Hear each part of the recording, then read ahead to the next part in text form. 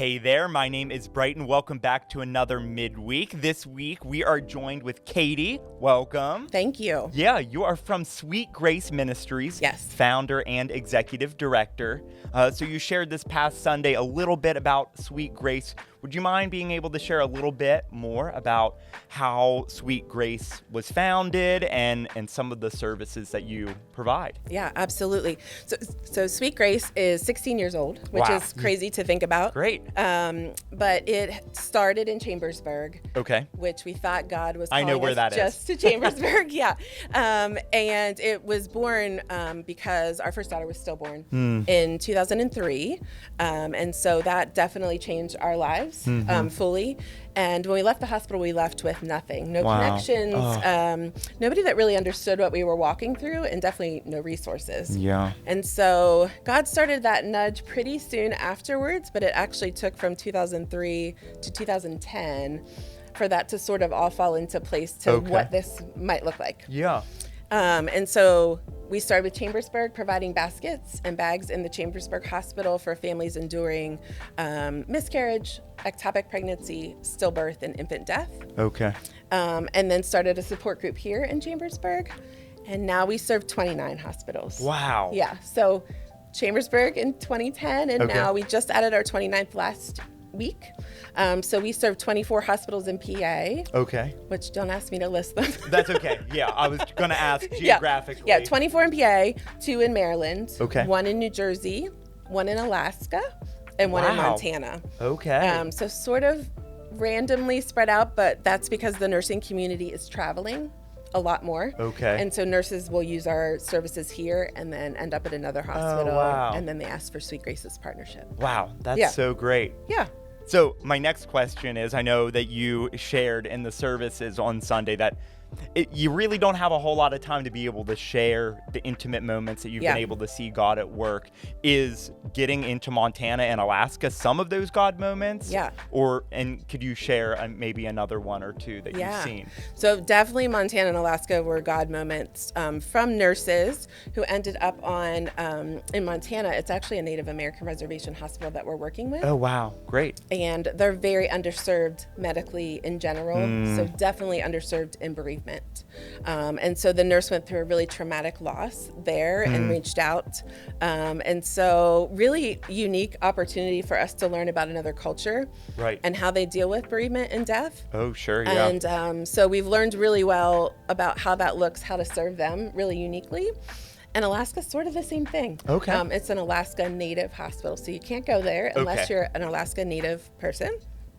And really unique. So just an example, like our blankets have little designs and things on them in the miscarriage bags. To people in Montana specifically, animals can mean negative things. Oh, wow. So we've had to change some of our things to make sure we're meeting the people in front of us there. But those connections were all God-born from nurses who took our mission to other locations. Wonderful. Are there any other, maybe in Pennsylvania or Maryland? Not that God moves all over, but are there other things in mind that you've seen God at work through Sweet Grace? I was thinking about that through the week, actually, because there's been some really unique stories in the last couple weeks, and one in particular is a couple that goes to our local support group. Okay. They had recently gone through loss, and we're struggling with God's part in that story. But we're really honest about that and what that looked like. And they lost a little girl. And so they had asked, she's actually a nurse on the labor and delivery floor where she delivered her daughter at the same time. And so she was getting ready to go back to work. And she said, I know it's not normal for us to do this, but can we sponsor a basket? And can I take it to work with me? Sort of to help me ease back into work. I said, yeah, let's do that. Let's see how that works. And all through their last couple of weeks, they had Esther in their hearts, Esther 4:14, being born at such a time as this. Yes. And so that's been their verse through this grief, through their story, all that. So they dropped off the basket, and at the desk, one of her coworkers said, we have a family going through loss right now. And so we're actually going to take your basket just because we know this is a healing piece and use it. And obviously she was really emotional about that. Yeah. A couple hours later, that nurse reached out to the mom and said, I can't give you names. I can't give you the story, but I know this is really unique to you. This family's baby's name is Esther. Oh, wow. And so they experienced great healing, knowing God had really woven that all together through their story for them. Yes. And it allowed them to really put their trust in him fully again, because that had fallen a little bit. Yeah. And I've seen a lot of those stories in the last couple of months. It's like, there's no other way that this could happen but God doing it. Absolutely. There are no coincidences. We like to call them God incidences. Yeah. I'm like, these are God incidences. There's just no way it can be a coincidence. So that's one of those ones that just happened recently that I have loved to share. Wonderful. Thanks so much for sharing that. So you mentioned about counseling services. So that's something else that is under the umbrella of Sweet Grace as well? Yep.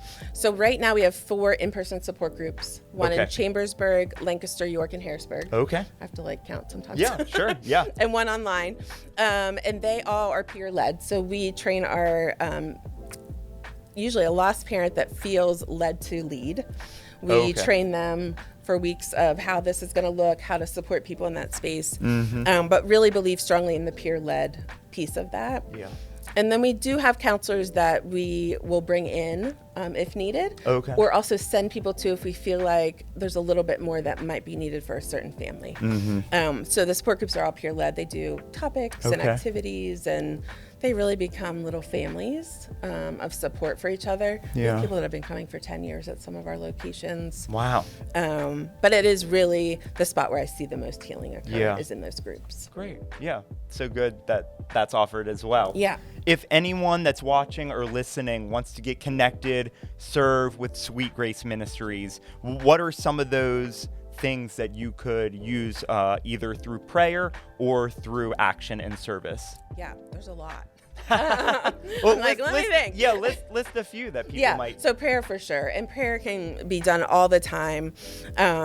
Prayer for our volunteers. Grief is heavy. It's hard to walk with. And you definitely, when you're working with people in grief, you say sometimes people go home from their job and can leave their job at work. Right. You can't do that. So prayers for them to have the stamina and to be filled with Jesus and the Holy Spirit and not themselves. It's easy for us to be like, I can do this.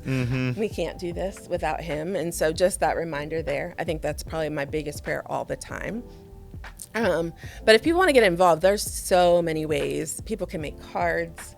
They can sew blankets and hats that go into the baskets. We have card writers. We send about 5,500 cards a year through our card ministry. And we do that all handwritten. We really believe in that. I feel like that's like a lost art. Yeah, it is. And one of the things people say impacts them the most is getting a handwritten card that says, we're remembering you on your baby's birthday. Wow. So writing cards is a big one. Obviously, donations are always a big deal. We do work fully on donations. And then we have people that volunteer to bring snack to group, something as simple as that. If somebody, loves to bake and they want to bring cookies to a support group, that's another way to be able to do that. And then I would say our other one is our big walk. Okay. We always take volunteers for our walk every October. Every October, okay. Yeah, but all that's on our website, and there's actually a form you can fill out if you're interested in volunteering. Oh, yeah. Great. Yes. And that's sweetgraceministries.com. Correct. All right. Yeah. So, Katy, thanks so much for being here with me.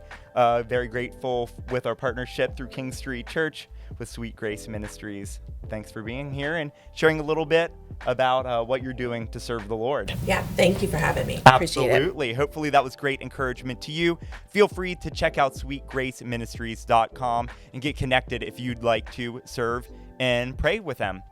So with that, we will see you next time. Have a great rest of your week.